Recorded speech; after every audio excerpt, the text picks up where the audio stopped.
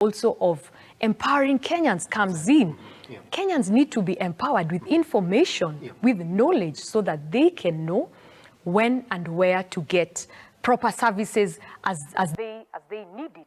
Look at the example of teenage pregnancies. The recent Kenya Demographic and Health Survey report that was recently released also showed that we have high teenage pregnancies in this country, with counties like Samburu going up to 50% of teenage pregnancies, which is significantly high. It is unbelievable that in one county, 50% of the girls have teenage pregnancies.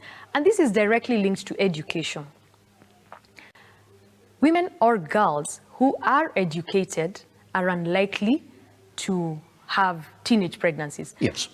It's inversely proportional. Those who are more educated, lower levels of teenage pregnancies. Those who are less educated have higher levels of teenage pregnancies. And this calls for multi-sectoral collaboration as well, because education and ensuring that girls are staying in school and completing school is one way of ensuring that they become empowered at the very end, because they are not going to get teenage pregnancies very early, and it does affect the quality of their life.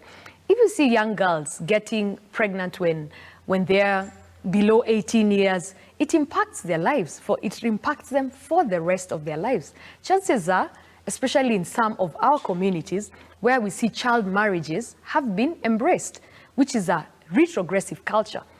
A child who is under 18 years, essentially it's child rape. That's child rape. It is, yeah, it is child. That's what the law defines it as, is child rape. Exactly, that's what it is. And that is something that impacts this young girl for the rest of their lives. Yes. If a child gets pregnant by the time they are 13, 14 years, and we have seen so many such cases in the counties where we work. PS Kenya has a footprint in all the 47 counties in this country. And we have seen cases where young girls, some of them 11, 12 years, they're married off and they end up getting pregnant. By the time they're 13, you find a 13-year-old girl with a child. By the time they're 18, this child has 3 children, which is very sad.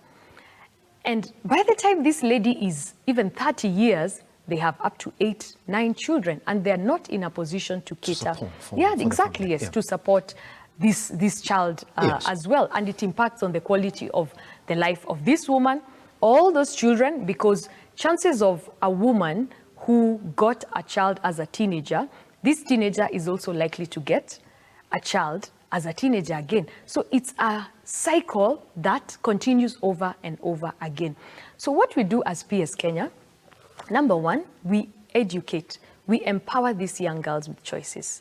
We tell them, and linking very closely with the government, that these are the contraceptive options that are available to you.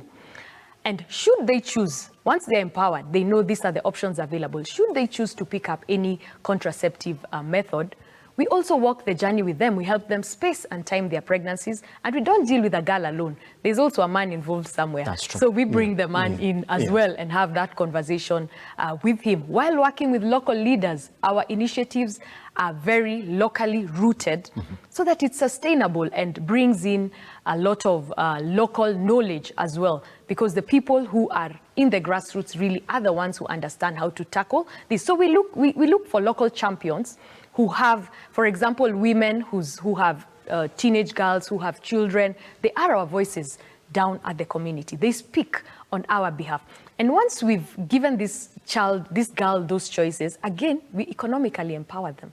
Because you'll realize that the biggest problem in this country amongst the youth, it's not education right now. It is lack of jobs. Our youth do not have jobs. So, and what we do, in addition to giving these girls the options of contraception, we also link them. We train them on different economic empowerment opportunities, depending on what they would want to do. Some of them say they want to do hairdressing, others they want to be tailors, others plumbers, mechanics, depending on what they want to be. Yes. So we train them either using local champions or local mentors as well. Yes. If there's a dressmaker in the local community who's able to mentor this young girl, we facilitate that process.